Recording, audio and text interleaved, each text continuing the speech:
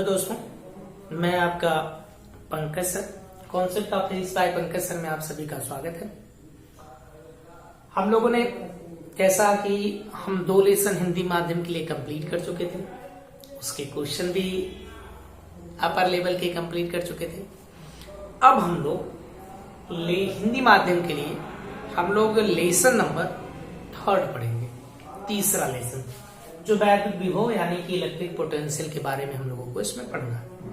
Okay, तो हम लोग जो स्टार्टिंग करेंगे वो हम स्थिर वैद्युत स्थितिज ऊर्जा से करेंगे और इसी से कॉन्सेप्ट हम निकालेंगे वैद्युत विभवांतर का, फिर उसी से वैद्युत विभव का निकाला जाएगा, फिर उससे रिलेट हम कुछ क्वेश्चन बताएंगे या फिर उससे रिलेट आपको एक चीज बताई जाएगी, जैसे उसका हम लोग क्या महत्व है, उसका भौतिक महत्व या जिसको बोलते हैं फिजिकल सिग्निफिकेंस, सारी चीजें हम लोग इसमें पढ़ेंगे।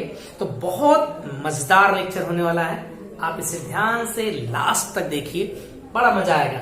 ओके, चलिए तो हम लोग पहले स्थिर वैद्युत स्थितिज ऊर्जा के बारे में थोड़ा सा हम जानेंगे, क्योंकि यही से कॉन्सेप्ट उठाया जाएगा किसके लिए, वैद्युत विभवांतर या वैद्युत विभव के लिए। ओके, चलिए हम एक इस तरह का लेते हैं।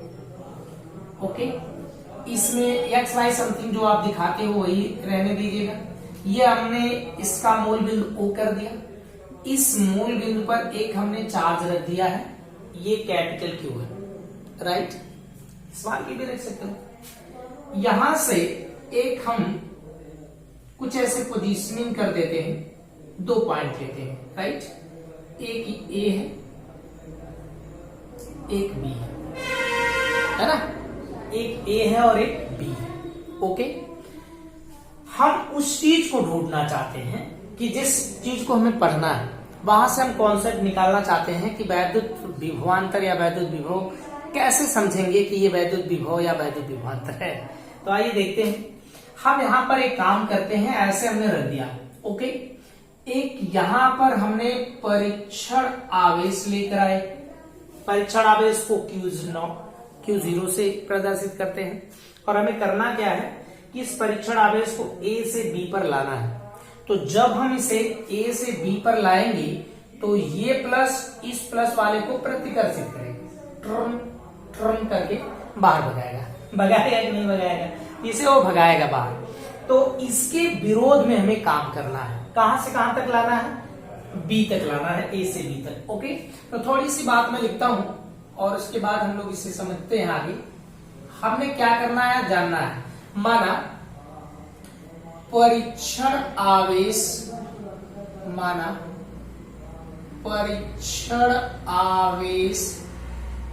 प्लस Q0 को कहां से लाना है, को प्लस Q के विरुद्ध में बिंदु A से तक B तक लाया जाता है। ये बात हमने आपको बता दिया, लाया जाता, बात समझिएगा। हमको इसको लेके आना है। समझना ये भी है कि अगर हम लेके आ रहे हैं तो हमें क्या करना पड़ेगा। पहली बात तो ये प्लस है और ये भी प्लस है।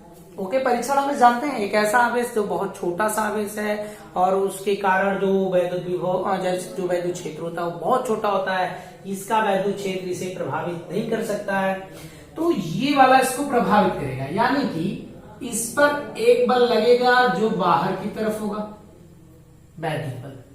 ओके, लेकिन हम इसे लेकर आ रहे हैं तो एक बल हमने लगाया इस पे एक्सटर्नल फोर्स, मतलब कि जिसे आप कह दो कि बाह्य बल लगाया गया। ओके, कितनी दूरी तक लेके आते हैं, सपोज दैट हमने dr दूरी लेके आनी है, राइट। अब यहां पर प्रश्न ये है कि क्या जब हम इसको इधर लेके आएंगे तो हमारा बल जो है इस बल के बराबर होगा।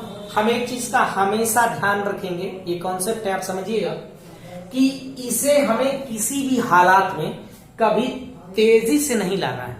तेजी से नहीं लाने का मतलब कि अगर ये और ये बल बराबर होते हैं तो भाई उनका नेट बल 0 होगा, और अगर उन पे लगने वाला नेट बल 0 है तो इसका मतलब साफ है कि इसके पास जो गतिज ऊर्जा होगी वो 0 रहेगी, क्योंकि इसके वेग में कोई परिवर्तन नहीं हो रहा है, इसका त्वरण 0 है।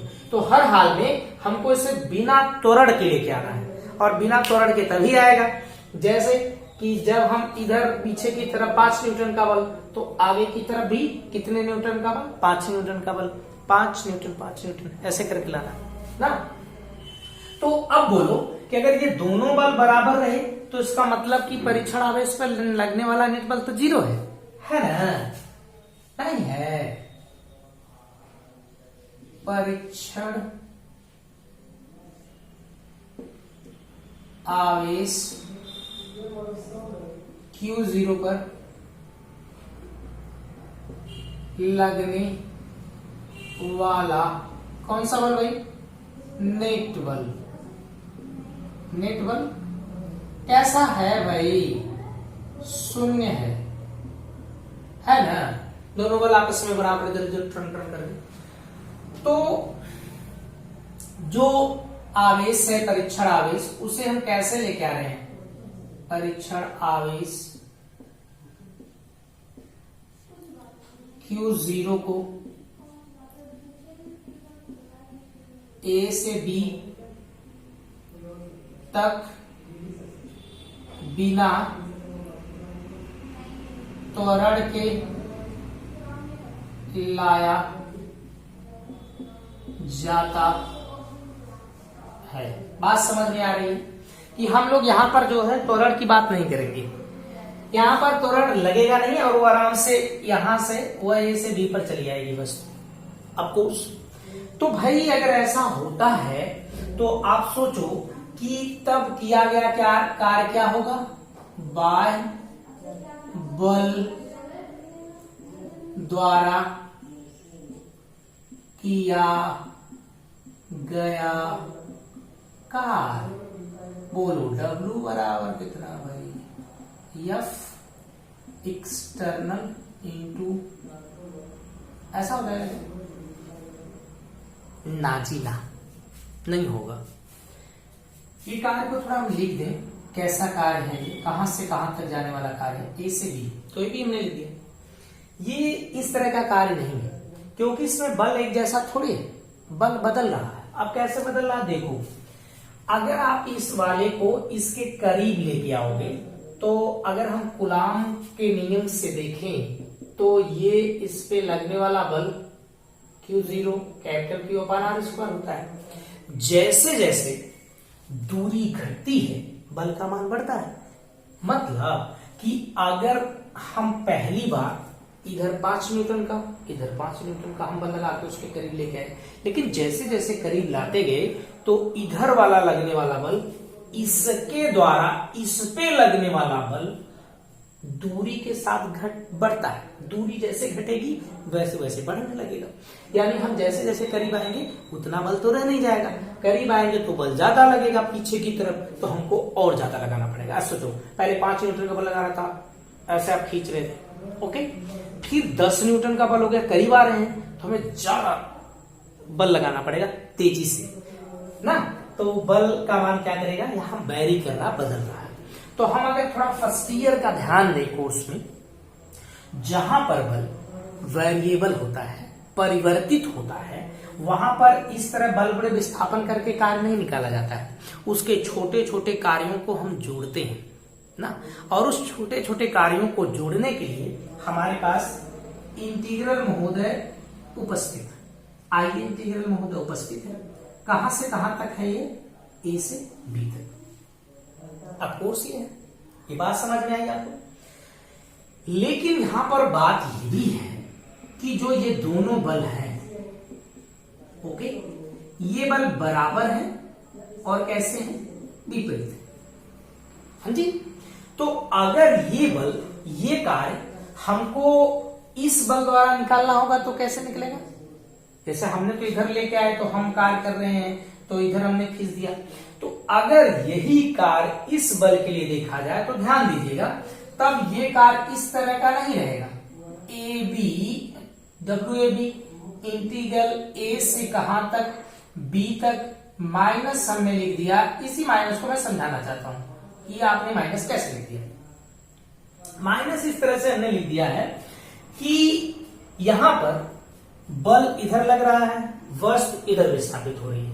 तो बल किधर लगा, त्वरण, और विस्थापन किधर हुआ, इधर।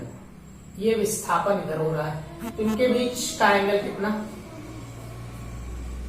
है ना, इनके बीच का एंगल कितना, इनके बीच का एंगल 180 हो जाएगा।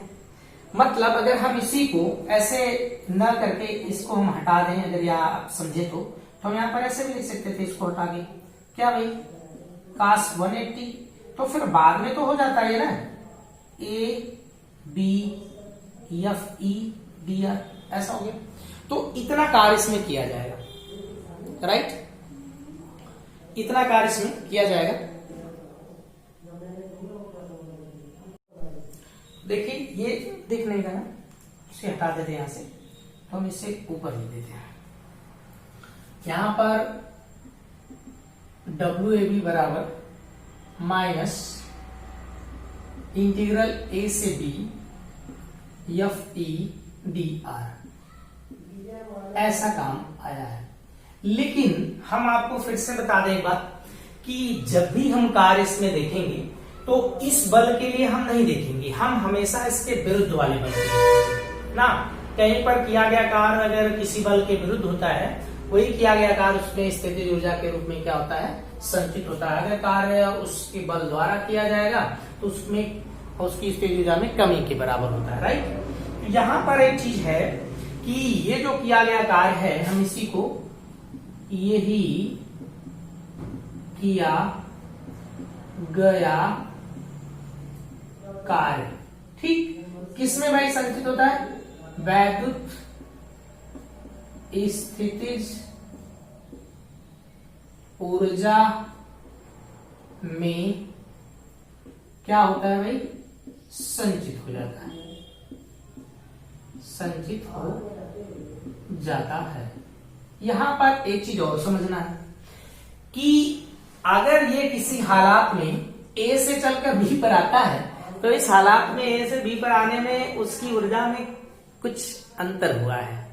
तो ये देखिए, जो हम A से B तक लाने में जितना काम करेंगे वही उसके ऊर्जा में संचित होगा, राइट।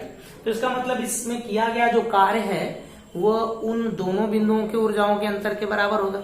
एक बिंदु पर कितनी ऊर्जा रही, दूसरे बिंदु पर कितनी ऊर्जा रही, तो इस ऊर्जा के अंतर के बराबर हमें उतना काम करना पड़ेगा, राइट। तो हम क्या करें, बिंदु A व B के बीच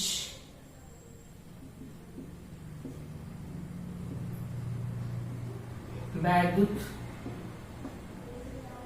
स्थितिज ऊर्जाओं में क्या भाई, अंतर। तो इस ऊर्जाओं में अंतर कितना, डेल्टा यू कर देते हैं, और ऊर्जा में अंतर अंतिम UB माइनस UA, और ये ऊर्जा में अंतर किए गए कार्य के बराबर होगा, ठीक। तो हम क्या समझे हैं यहां पर कि यहां पर ये एक आवेश रखा गया है, इसने वैद्युत क्षेत्र बनाया है, और उस वैद्युत क्षेत्र के अंदर हम एक आवेश को एक बिंदु से दूसरे बिंदु तक लेके आ रहे हैं। तो जब हम इसको एक बिंदु से दूसरे बिंदु तक लेके आ रहे हैं, तो हम इसमें देख रहे हैं कि अगर एक बिंदु से दूसरे बिंदु तक लाया जा रहा है, तो हमें काम करना पड़ रहा है एक्सटर्नल एजेंसी, मतलब बाह्य कारक के द्वारा।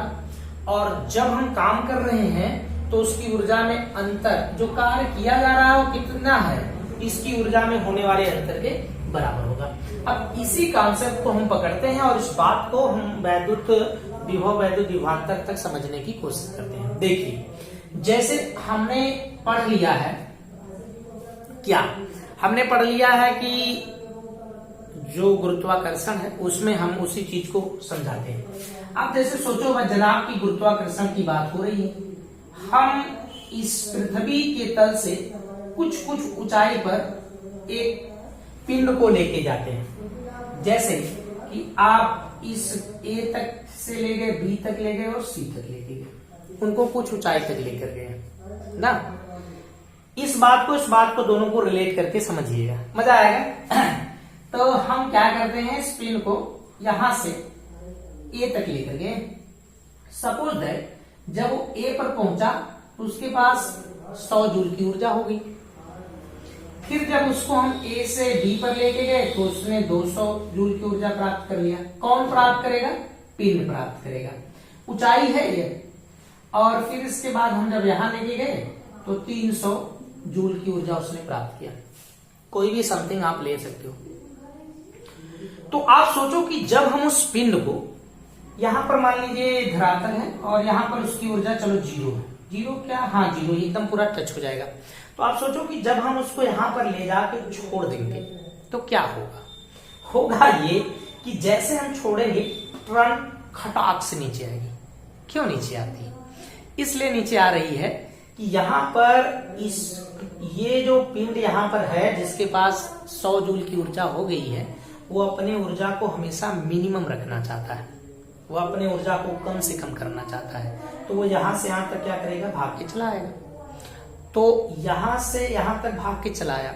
ऐसा हर जगह काम होगा कि जब हम उसको किसी अपर ऊर्जा स्तर में लेके जाएंगे, यानी कि ऊर्जा स्तर का यहाँ मतलब है कि ऊंचाई अगर अलग अलग लेके जाएंगे तो उसके पास अलग अलग तरह की ऊर्जा वो प्राप्त करेगा, है ना। यहाँ ले जाया जाएगा, अलग ऊर्जा प्राप्त करेगा, यहाँ अलग अलग, तो ऊर्जा उसने गेन कर लिया है। और जब हम छोड़ेंगे तो वह तुरंत अपनी मिनिमम ऊर्जा में आना चाहेगा।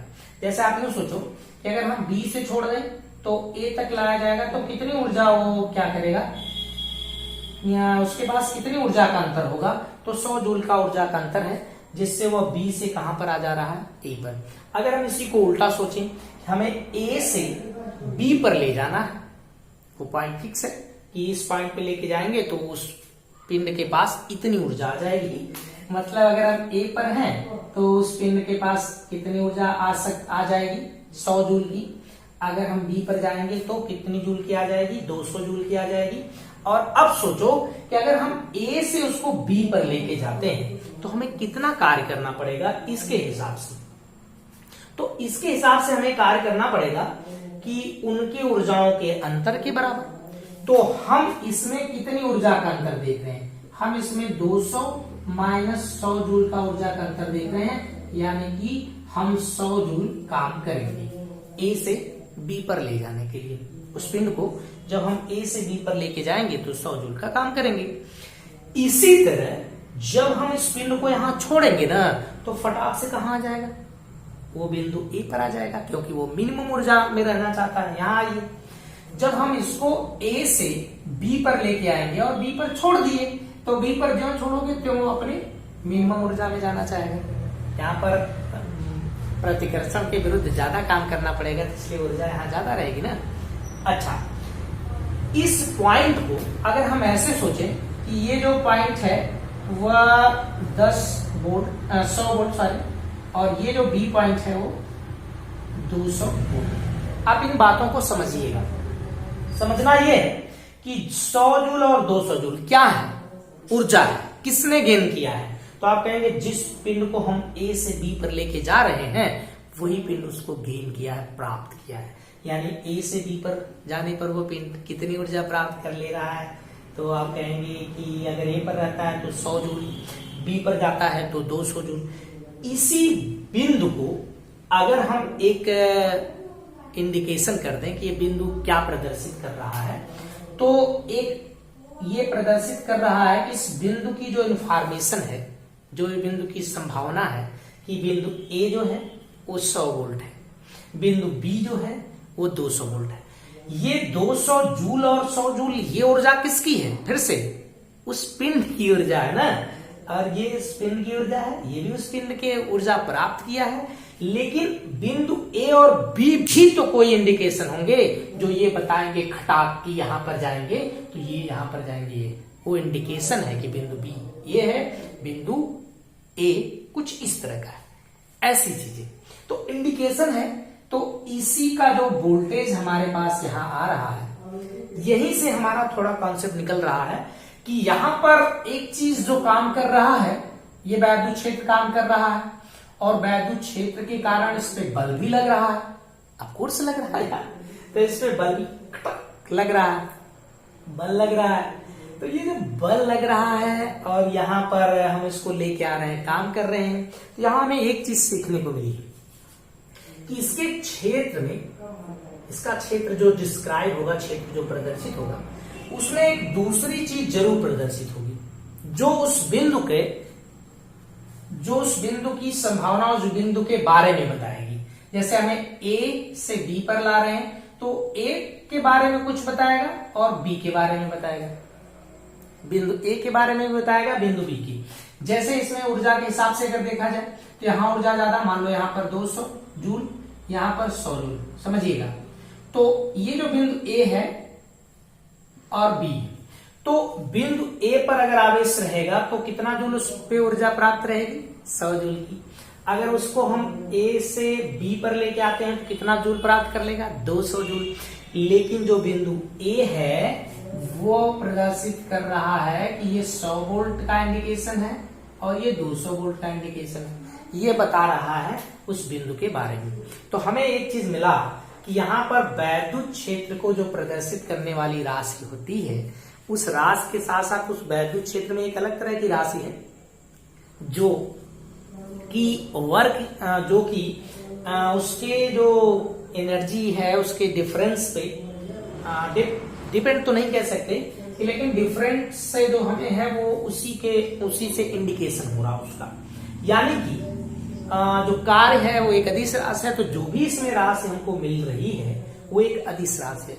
उस राशि का जो नाम है वो है वैद्युत विभव। तो आप समझिएगा, किसी भी वैद्युत क्षेत्र को जो गणितीय रूप में प्रदर्शित किया जाता है, वैद्युत क्षेत्र को, वो दो तरह का, एक तो वैद्युत क्षेत्र खुद बताएगा कि उसके आसपास क्षेत्र है कि नहीं, दूसरा एक ऐसी राशि होगी जो अदिश राशि है और वो भी उसके बारे में आपको थोड़ी मोड़ी इंडिकेशन करेगी कि ये देखिए। तो हमको एक चीज सीखने को यहाँ मिली है, वो चीज ये सीखने को मिली है कि यहाँ पर वैद्युत क्षेत्र तो काम कर रहा है, उसके साथ साथ एक वैद्युत विभव भी यहाँ पर काम करेगा। ठीक, एक अलग तरह की राशि यहाँ मिलेगी जिसका नाम है वैद्युत विभव। और अब हम लोग उस वैद्युत विभव को थोड़ा सा डिफाइन करने की कोशिश करेंगे।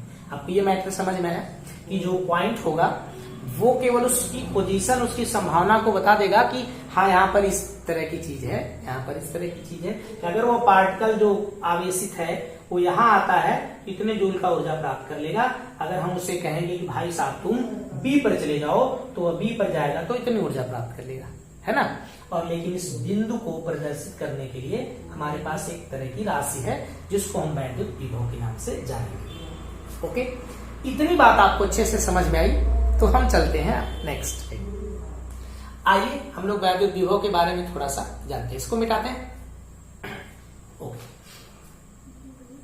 हम एक चीज हमेशा आपको बता दें कि यहाँ पर जब इस बिंदु से यहाँ पर लेके जाएंगे तो उसकी गतिज ऊर्जा में कभी भी परिवर्तन नहीं होगा, क्योंकि उसका वेग नहीं बदलेगा। वेग नहीं बदलेगा तो उसकी गतिज ऊर्जा में कोई परिवर्तन नहीं होगा। ये कॉन्सेप्ट अपने भेजे में बैठा लीजिए, राइट। तो चलिए थोड़ा सा हम लोग पहले वैद्युत विभव को नहीं डिफाइन कर पाएंगे, तो हम पहले वैद्युत विभवांतर को डिफाइन करेंगे, फिर उसके बाद वैद्युत विभव पर आया जाएगा। ओके, हमारी समस्या आपको बढ़िया से बात समझ में आई होगी। हाई होगी कि नहीं भाई? आई होगी ना। तो चलो चलो चलो, वैद्युत विभवांतर, वैद्युत विभवांतर, electric potential difference, electric potential difference.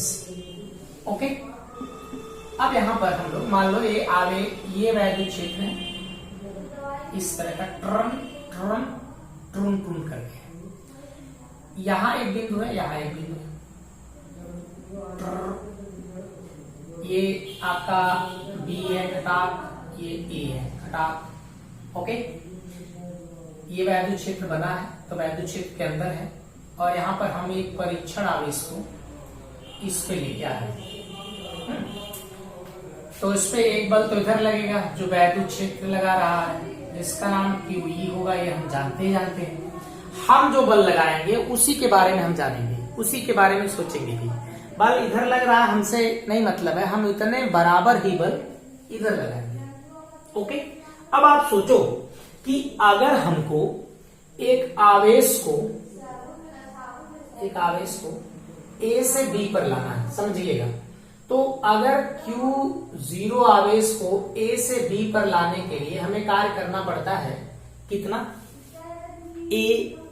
WAB। तो बोलो यार, एक मतलब कि यूनिट आवेश को लाना होगा, एकांक आवेश को, तब कितना कार्य करना पड़ेगा, तब हमें करना पड़ेगा WAB अपान Q0। तो जो WAB अपान Q0 है, ये क्या है, इसी का नाम है विभवांतर उस दोनों बिंदुओं के बीच का, जो दोनों बिंदु इंडिकेट कर रहे हैं। इस बिंदु पर आओगे जनाब तो इतना वोल्ट रहेगा, इस बिंदु पे आओगे तो इतना वोल्ट रहेगा। तो यहां से आप समझोगे कि एक Q0 आवेश को अगर A से B पर लाने में हमें WAB काम करना पड़ेगा, तो एकांक आवेश को करने में जितना कार्य करना पड़ेगा वो इस बिंदु और इस बिंदु के बीच का क्या रहेगा, विभवांतर रहेगा।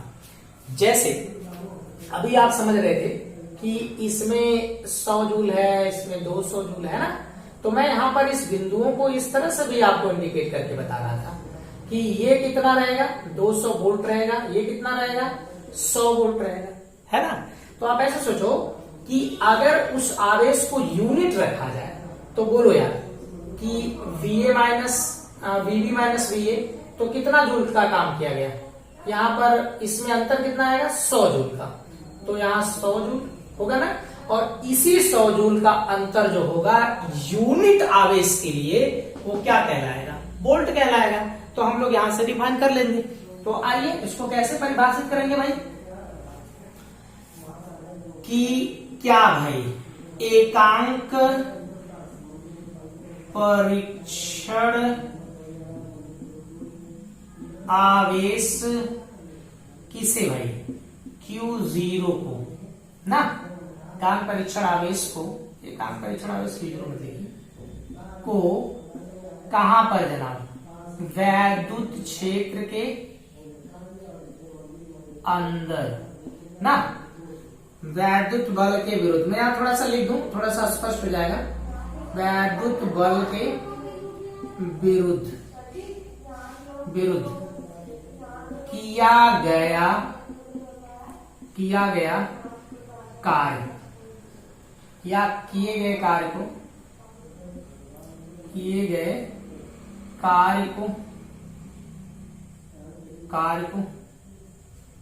एकांक परीक्षण आवेश को वैद्युत क्षेत्र के अंदर वैद्युत बल के विरुद्ध एक बिंदु से, यहां लिखना पड़ेगा, एक बिंदु से दूसरे बिंदु तक लाने में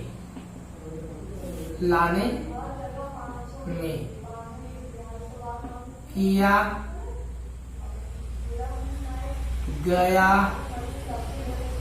कार्य क्या कहलाता है, उन किए गए कार्य को, यार क्या किए गए कार्य को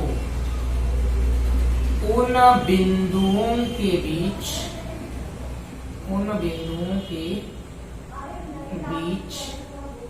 का क्या कहते हैं, वैद्युत विभवांतर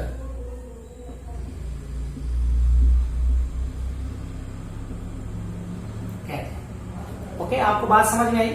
यहां से हम यहां पर लेके आएंगे। फिर से मैं बता दूं, यहां पर गतिज ऊर्जा में कोई परिवर्तन नहीं करना है, गतिज ऊर्जा में परिवर्तन न हो, है ना। गतिज ऊर्जा में परिवर्तन का मतलब जितना बल इधर लग रहा है उतना ही बल हम इधर लगाएंगे, ताकि बल में डिफरेंस न रहे। और उसमें त्वरण उसका 0 रहे, हर बार इसी तरह लेके जाएंगे, तो त्वरण उसका 0 होना चाहिए। ये आपकी डिफिनेशन बन गई। अच्छा, उसके हिसाब से हम फार्मूला भी बना सकते हैं, जैसे कि क्यू नॉट को कार्य करने में WAV लगता है, तो एकांक आवेश को वही वैद्युत विभवांतर कहलाएगा उन बिंदुओं के बीच का। तो वैद्युत विभवांतर को हम VV माइनस VA, क्यों? क्योंकि ये दोनों बिंदुओं के बीच का है। तो यहाँ पर WAV अपान यहां से क्यू नॉट, ये इसका फार्मूला हो गया। ओके, यहाँ पर हम लोग इसका बहुत सारे मात्रक निकाल सकते हैं। SI मात्रक इसका क्या होगा, यहां से देख के निकालिए। इस जूल ये कार्य है, यहां पर ये क्या है, आवेश है, तो कूलाम हो जाएगा। तो जूल प्रति कूलाम, राइट, जूल प्रति कूलाम यहाँ पर आवेश हो गया। इसके बाद देखिए, इसको हम लोग ऐसे, मतलब क्या हुआ कि जूल प्रति कूलाम को बार बार लिखना है, तो इसमें हम लोग इसी को क्या लिख लेते हैं, वोल्ट, है ना। तो यानी कि जो वोल्ट होगा वो किसके बराबर होगा, तो वोल्ट जो होगा वह जूल प्रति कूलाम के बराबर होगा। ऐसा सीजीएस मात्रक भी लिख सकते हो, सीजीएस मात्रक क्या होगा, सीजीएस मात्रक, इसका सीजीएस मात्रक यहां से जैसे वोल्ट होता है, तो सीजीएस में हम लोग इसको स्टेट वोल्ट कहते हैं, स्टेट वोल्ट। ओके, बात हमने पहले ही बता दिया। यदि इस रात से नहीं विश्वास है तो आप देखो, यहां पर बोलो क्या, ये तो कार्य है, कार्य तो हमेशा अदिश है, यहाँ पर आवेश है, आवेश भी अदिश राशि होता है, ये दोनों का जो अनुपात होगा वो भी तो अदिश राशि आएगा, ऐसे आप समझ सकते हो। अच्छा, ये कैसी है, यह है अदिश राशि है, ये कैसी राशि, अदिश राशि। ओके, बात समझे, ये अदिश राशि। और बताइए इसका विमीय सूत्र तो जरूर निकाला करिए सबका, तो इसका विमीय सूत्र बोलो कैसे निकालोगे आप इसका विमीय सूत्र, कुछ नहीं करना यार, कार्य का तो हमने पढ़ा है ना, तो आप बता दो फटाक से ना, होता था m(N2t⁻²) ऐसा, अपान इसका तो एक ही होता है, आवेश का सदा बाहर है, तो m(N2t⁻3a⁻1) ये हो जाएगा विमीय सूत्र इसका।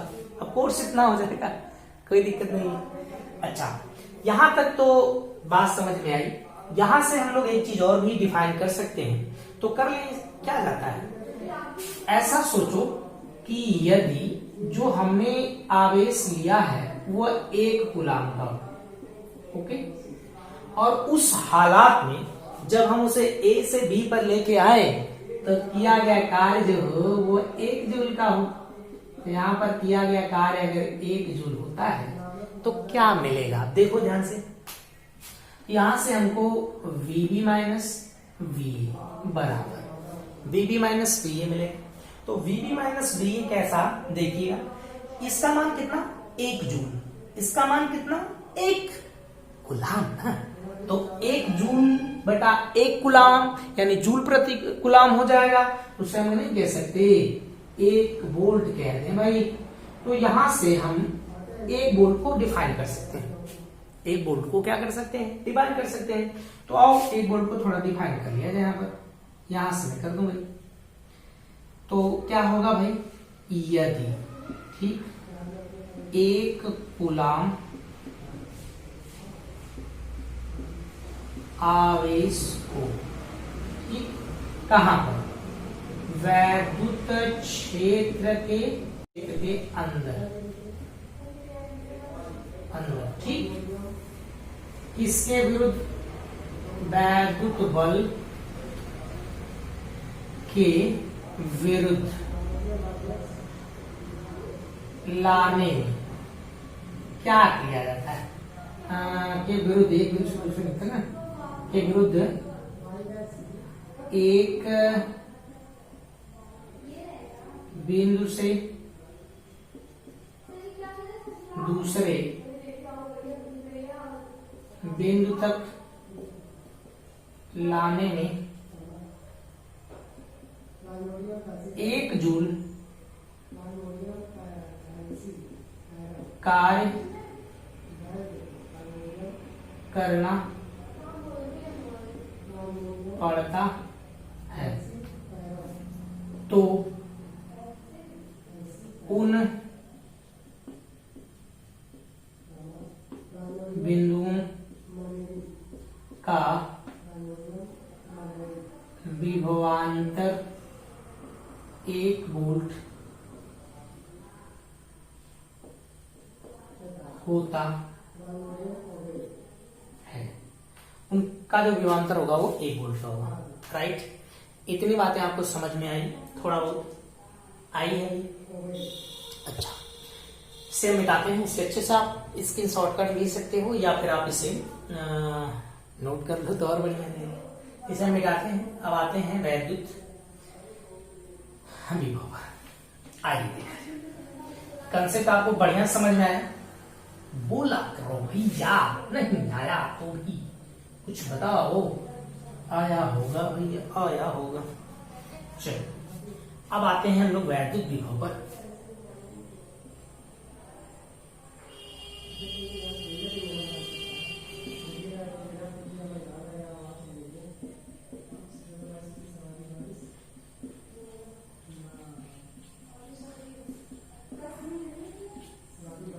Electric potential. देखो भाई, हमको वैद्युत विभव को डिफाइन करना है और काम वही करना पड़ेगा कि एक बिंदु से दूसरे बिंदु तक हम उसको लेके आएंगे और कार्य जो किया जाएगा, अगर यूनिट आवेश के लिए कार्य किया जाएगा तो उसी किए गए कार्य को हम क्या कह देंगे? वैद्युत विभव कह देंगे। लेकिन यहाँ पर कैसे कह देंगे उसको? एक बिंदु से दूसरे, तो विभवांतर होता है एक बिंदु से दूसरे बिंदु के लिए।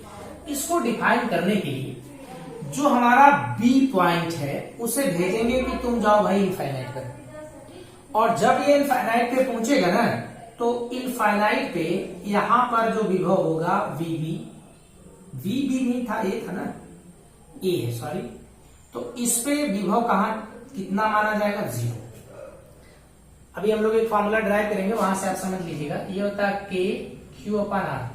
तो अगर ये वैल्यू इनफाइनाइट पे चली गई तो वी की वैल्यू लगभग 0 हो जाएगी। तो वहां पर 0 माना जाएगा और वहां से हम उसको लेकर, तो सब काम उसी तरह कट कट कट। यहां मान लो कि कोई पॉइंट है, सपोज दैट ये तो बी था, यहाँ पर ए है, और ये बल्कि अब ये यहां नहीं रहा है, ये चला गया इनफाइनाइट पे। ओके, अब हम इस आवेश को यहां से लेके इसमें आएंगे, सीधा लेके आओ, कोई दिक्कत नहीं। तो बी पर लेके आया जाएगा तो हमें काम करना पड़ेगा, कार्य करना पड़ेगा। तो यहां पर जो कार्य किया जाएगा वो वैद्युत विभव कहलाएगा। यहां का विभव 0 है और उसे हम एक बिंदु के, एक वैद्युत क्षेत्र के अंदर कहीं किसी बिंदु पर ला रहे हैं। तो जैसे जैसे देखो आएगा वैसे वैसे प्रतिकर्षण बल के विरुद्ध काम करना पड़ेगा। और हम फिर से बता दें, इसे हमें बहुत आराम से लेके आना है कि हर बार दोनों बल आपस में बराबर रहे, किसकी गति ऊर्जा में कोई परिवर्तन होने नहीं देना है, तो उसकी गति ऊर्जा में कोई परिवर्तन न हो। आइए, तो काम उसी तरह का क्या करना भाई? एकदम सिंपल, एकांक परीक्षण, एकांक परीक्षण। आवेश को कहां से लेके आ रहा हो भाई? अनंत से वैद्युत क्षेत्र के अंदर किसी वैद्युत क्षेत्र के अंदर वैद्युत बल के विरुद्ध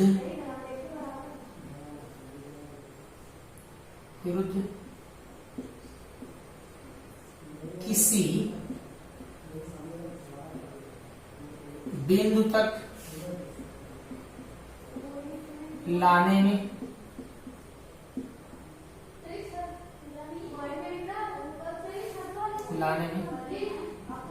जो कार्य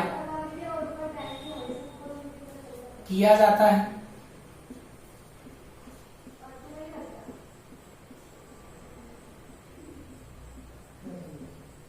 उसे उस बिंदु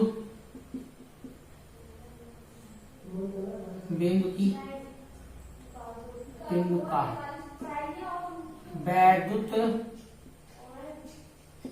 विभव कहते हैं। उसको हम लोग क्या कहते हैं? उस बिंदु का वैद्युत विभव कहते हैं। राइट, तो आपको थोड़ा बड़ा समझ में आया वैद्युत विभव इस तरह का। इसका जो मेन काम होगा उसी तरह का, जैसे वैद्युत विभव को हम लोग इसी तरह बना लें, जैसे VV माइनस VA बराबर W। ये कहां से कहां तक है? जिससे उसमें A B कह रहे थे, इसमें इनफाइनाइट टू कहां तक? B तक है, इनफाइनाइट से B तक, और अपान Q0। ऐसा नहीं लिखेंगे, मैं बस बता रहा था ऐसा है। तो यहां पर इसकी वैल्यू तो 0 है। इस VB को चलो हम VA मान लेते हैं, VB को V मान लेते हैं, VB बराबर V हो गया, यहां से तो 0 हो गया, और ये इससे हम अब ऐसे लिखेंगे, डायरेक्ट W लिखेंगे ना, तो ऐसा हो जाएगा। तो यहां पर बन जाएगा आपका W बराबर, तो सॉरी W बराबर नहीं, V बराबर W बटा Q0। ओके, अब इसके लिए क्या हम वो करें, ये सब उसी तरह का होगा जैसा उसमें हो रहा था। इसका भी यूनिट वही जूल पर कुलाम हो जाएगा, जिसको हम वोल्ट कह देंगे। फिर इसके लिए भी हम एक वोल्ट की डिफाइन कर सकते हैं कि यदि एक कुलाम आवेश को अनंत से वैद्युत क्षेत्र के भीतर वैद्युत बल के विरुद्ध किसी बिंदु तक लाने में 1 जूल का कार्य किया जाता है, तो उस बिंदु का जो विभव होता है वो 1 वोल्ट होता है। ऐसा हम कर लेंगे। ओके, तो इसे आप एक बार बढ़िया से देख लें और इसे नोट कर लें। तो इसे आप नोट करिए। थोड़ा सा कुछ हम इम्पोर्टेंट पॉइंट इसी से रिलेट कर देते हैं यहीं पर। तो कुछ इम्पोर्टेंट पॉइंट, बात पहली ये है कि इसमें जब भी हम कार्य लेंगे वो किसके लिए लेंगे? बाह्य बल द्वारा, जो हम कर रहे हैं। ठीक, कार्य हमेशा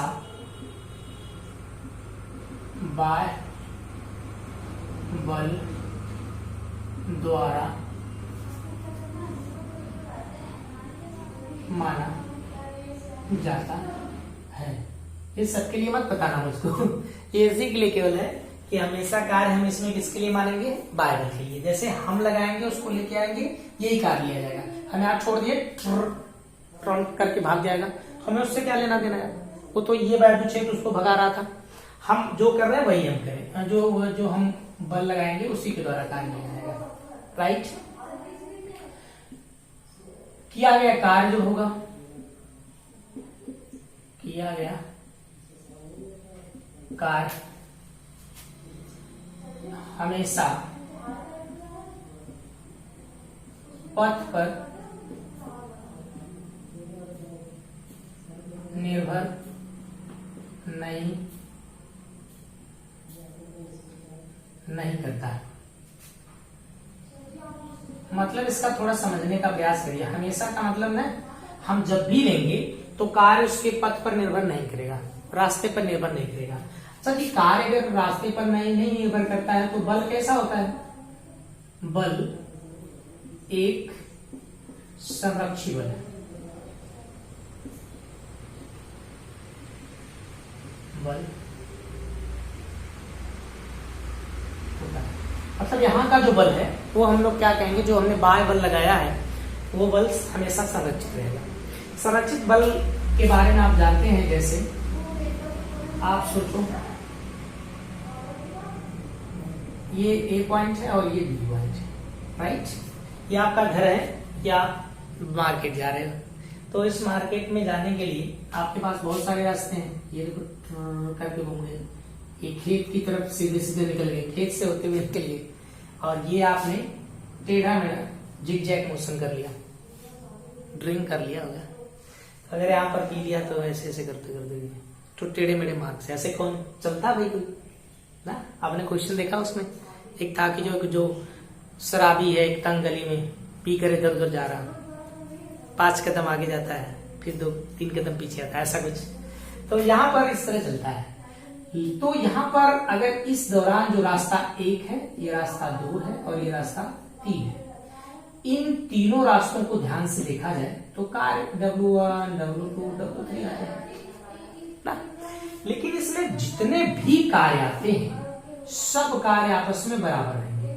मतलब हमको किसी भी हालात में अगर एक बिंदु से दूसरे बिंदु तक जाना है तो हर हालात में किया गया कार्य क्या रहेगा, बराबर रहेगा, क्योंकि विस्थापन यहाँ पर सबके लिए सेम रहेगा।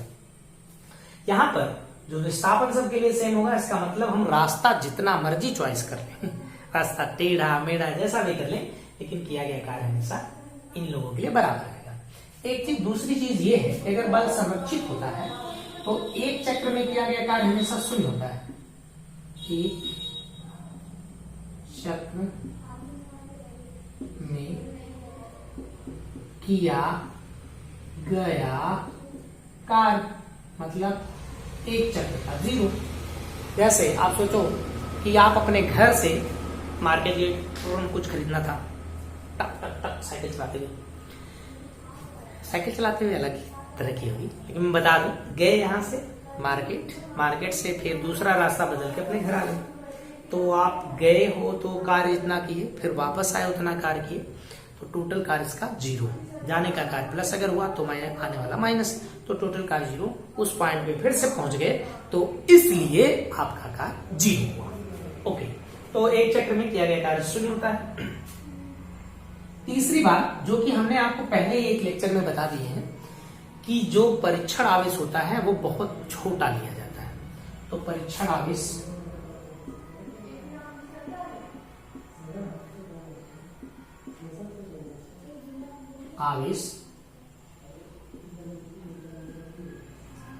बहुत सूक्ष्म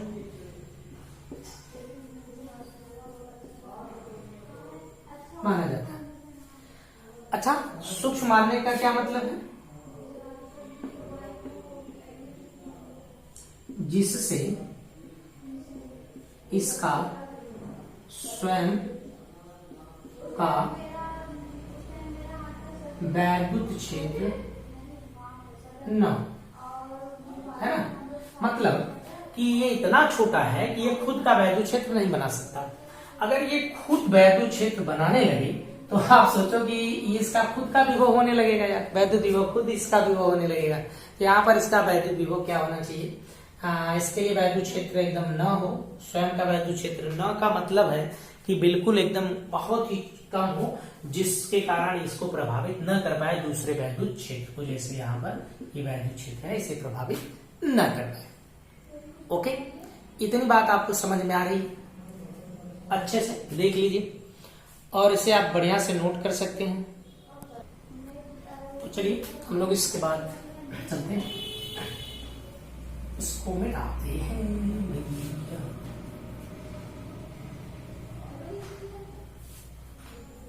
देखिए, हम लोग थोड़ा सा एक चीज समझने की कोशिश करते हैं, और ये देखिए कौन सी चीज है। वैद्युत विभव का भौतिक महत्व।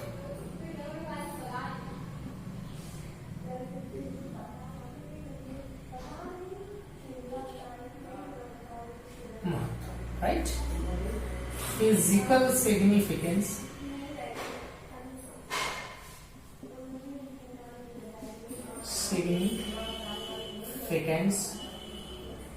physical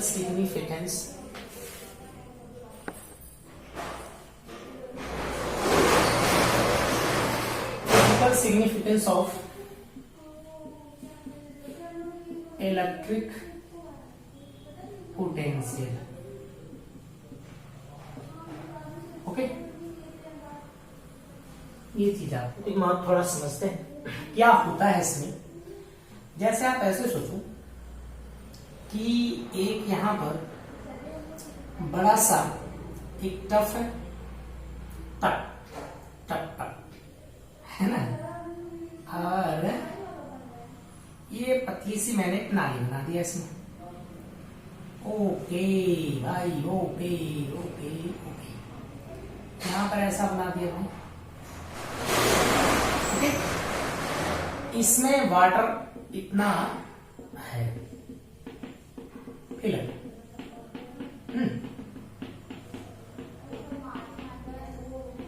right. इस तरह से इसमें वाटर जा रहा है। इसमें वाटर का जो लेवल है, जो स्तर है, वो यही तक है। इसमें स्तर यहां तक है, इसका यहां तक। तो ये जल, मैं यहां लिखूं जल स्तर, यहां से यहां तक। इसमें जो जल का स्तर है वो ट्रकेंद्र है, ओके, है ना, जल का स्तर। एक चीज और समझिएगा, एक वस्तु है, एक वस्तु ये, ओके, इसको मैं जोड़ दिया, ये उच्च ताप पर है, ज्यादा ताप इसका, ये निम्न ताप की है, ओके। और इसी तरह एक वस्तु ये है और एक वस्तु ये है ना। तो ये जो है ये उच्च विभव पर है, ये उच्च विभव पर है, ये जो है वो निम्न विभव पर है ना। इन्हीं बातों को थोड़ा सा हम लोग डिटेल में समझे, बड़ा मजेदार है, अच्छे ढंग से समझिए। देखिए यहां पर इसका जो जल स्तर है वो इतना है, इसका जल स्तर इतना है, तो जाहिर सी बात है कि जो वाटर है, वाटर किधर से किधर प्रवाहित होगा, यानी कि जल का जो प्रवाह होगा वो किधर से किधर होगा भाई, वो ऊंचे से नीचे स्तर पर होगा। ऊपर वाला पानी हमेशा नीचे स्तर तक फ्लो करेगा ताकि वो दोनों सबका स्तर बराबर हो जाए। ये इसका ताप वस्तु का ज्यादा है, इसका ताप कम है, तो इसमें से उष्मा निकलकर इसमें जाएगी, यानी कि उष्मा का जो प्रवाह है, उष्मा प्रवाह की दिशा, उष्मा प्रवाह की दिशा किधर होगी, इस तरफ। जल प्रवाह की दिशा इधर होगी, है ना। तो आप अगर इसी तरह सोचें कि ये जो जल का स्तर है उसको हम लोग लेवल मान, जो उस जल का स्तर है उसको हम लोग वैद्युत विभव कह दें, इतना इसमें वैद्युत विभव है ना। वैद्युत विभव का लेवल बता रहा हूं, वो वैद्युत विभव बता रहा है कि इधर का वैद्युत विभव इतना है, इधर का वैद्युत विभव इतना है। जो चीज इसमें चल रही है, जो पानी है, उसको चलो हम कहते हैं आवेश। तो जिस प्रकार ये पानी इधर का ऊंचे स्तर से कहां जाता है, निम्न स्तर पर पहुंचता है, राइट। तो सिमिलर एकदम कि जिसका विभव ज्यादा होगा, ठीक, वहां से जो धन आवेश होगा, धन आवेश, वो चलकर कहां जाएगा, निम्न विभव की ओर। जैसे ऊंचा विभव तो उसका मतलब पानी का लेवल ज्यादा है, राइट। कम विभव, पानी का लेवल कम है। जो चीज उसमें प्रवाहित हो रही है पानी, उसको हमने कह दिया कि वो आवेश है। तो इसका मतलब कि जिस प्रकार ये पानी ऊंचे स्तर से निम्न स्तर तक जाता है, उसी तरह आवेश जो होता है, धनावेश, ऊंचे विभव से हमेशा किधर भागता है, नीचे विभव की। सिमिलर एकदम उसी तरह का, जैसे ऊंचे ताप की कोई वस्तु है, ज्यादा उसका ताप है, तो इसका मतलब कि यहां से उष्मा निकलकर किसमें जाएगी, निम्न ताप की तरफ वो प्रभावित होगी। तो यहां पर हमको एक चीज सीखने को मिल रही है, सीखने को ये मिल रही है कि हमेशा जो आवेश का प्रवाह होगा वो किधर से होगा, ऊंचे विभव से नीचे विभव की होगा। तो बात तो ये भी है कि ये जो विभव है वो किस तरह की राशि है या कैसी राशि इंडिकेट कर रही है, तो वो इस प्रकार की राशि है जो हमेशा आवेश के प्रवाह की दिशा को निर्धारित करेगी कि जनाब आवेश इधर से इधर ही जाएगा, ठीक। तो यहां से हमें क्या मिला कि मिला ये भाई कि वैद्युत विभव वह राशि है, वह राशि है जो सदैव आवेश प्रवाह की दिशा को निर्धारित करती हमेशा आवेश के प्रवाह की दिशा को बताएगी कि आवेश जनाभी स्तर से चलकर इधर जाएगा, आवेश इधर से चलकर इधर जाएगा। राइट, ये बात हमेशा आपके दिमाग में रहनी चाहिए। ओके, ये बात समझ में आई। कुछ चीजें हम लोग इंपॉर्टेंट तरह का नोट करते हैं।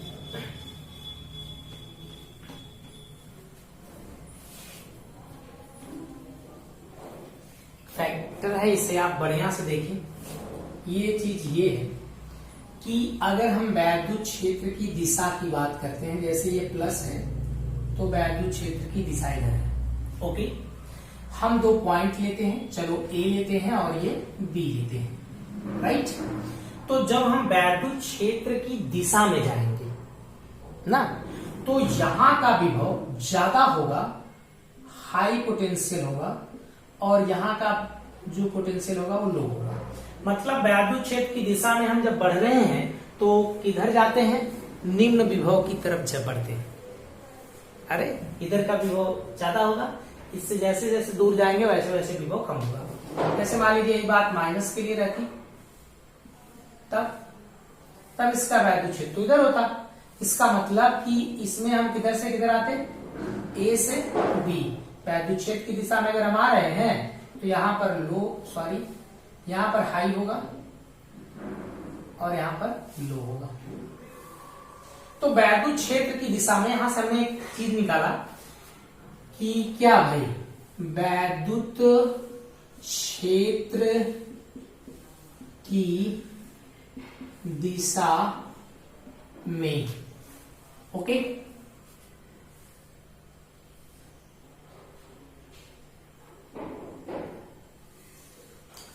वैद्युत क्षेत्र की दिशा में जाने पर वैद्युत विभव क्या होता है, निम्न होता है। निम्न होता है, ये बात आपको दिमाग में रहनी चाहिए कि हम जब भी वैद्युत क्षेत्र की दिशा में जाएंगे, कंसेप्ट एकदम बढ़िया से दिमाग में बैठा दो। वैद्युत क्षेत्र की दिशा में हम जाएंगे तो विभव क्या करता है, कम होता है, यानी कि हम निम्न विभव की तरफ भागते हैं। राइट, एक चीज और है इसमें, थोड़ा सा हम क्वेश्चन आपको एक ठीक छोटा सा कर देते हैं। देखो क्वेश्चन, एक क्वेश्चन ये है कि यहाँ पर आपका ये सब बहुत प्लस प्लस आवेश समथिंग, इस तरह का वैद्युत क्षेत्र इसमें लगाया गया है। ये लगाया गया नहीं है, और यहाँ हमने एक पॉइंट ले लिया, एक लाइन ले लिया है। इस लाइन के यहाँ पर सोचो ये ए है, ये बी है, सी है, ये डी है। ओके, क्या कर लीजिए, आपको ये बताना है कि कहां पर विभव कैसा होगा। तो इससे कॉन्सेप्ट को थोड़ा पकड़िए। वैद्युत क्षेत्र की दिशा में अगर हम बढ़ेंगे तो विभव क्या करेगा, घटता है, यानी हम निम्न विभव की तरफ जाते हैं। तो इस ए वाले का विभव जाहिर सी बात है ज्यादा होगा। राइट, किससे, इस बी वाले से और ए वाले सी वाले से, क्योंकि हम इससे थोड़ा सा दूर जा रहे हैं ना यार, ट्रून करके दूर जा रहे हैं, तो इससे हम दूर जाएंगे तो विभव घटता है। लेकिन ये दोनों जो पॉइंट है बी और सी, दोनों एक ही पर आ गए हैं, तो बी और सी क्या रहेंगे, बराबर रहेंगे इनका विभव। और ए और बी सी से ज्यादा दूर है डी, तो हम जैसे जैसे और दूर जाएंगे वैसे वैसे विभव निम्न होगा। इसका मतलब कि डी का विभव और छोटा होगा। तो आपको कैसे समझना है, ए का विभव ज्यादा है, राइट, लेकिन बी और सी के विभव आपस में बराबर है। सबसे कम किसका है, लेकिन ए और बी और सी के विभव डी से ज्यादा है, क्योंकि ये पहले है पॉइंट, तो इसका विभव ज्यादा है। और इस सबसे कम किसका है, इसका है। राइट, ओके, कुछ चीजें ऐसे आप समझने के लिए जान लीजिए। जैसे पॉइंट नंबर 1 कि अगर हम एक धन आवेश को वैद्युत क्षेत्र में छोड़ दें तो बताइए धन आवेश किधर भागेगा, हमेशा उस निम्न विभव की ओर भागेगा। इसे आप याद रखिएगा, यदि पॉजिटिव आवेश को, क्या लिख दिया, आवेश को कहां पर छोड़ा जाए, वैद्युत क्षेत्र में क्या कर दिया जाए, छोड़ दिया जाए, तो यह हमेशा इधर भागता है, हमेशा निम्न विभव की ओर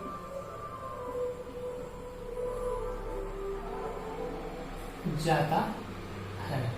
ओके, जैसे यहां कोई एक धन आवेश है और इसने इस तरह का वैद्युत क्षेत्र बनाया है और हम यहाँ पर एक प्लस क्यू लेकर आते हैं, राइट, तो ये किधर भागेगा, ये हाई पोटेंशियल है से लो पोटेंशियल की तरफ भाग जाएगा ना। दूसरी बात कि यदि माइनस क्यू आवेश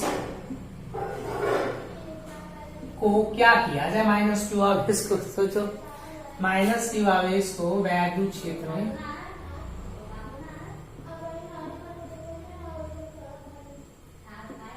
छोड़ दिया जाए,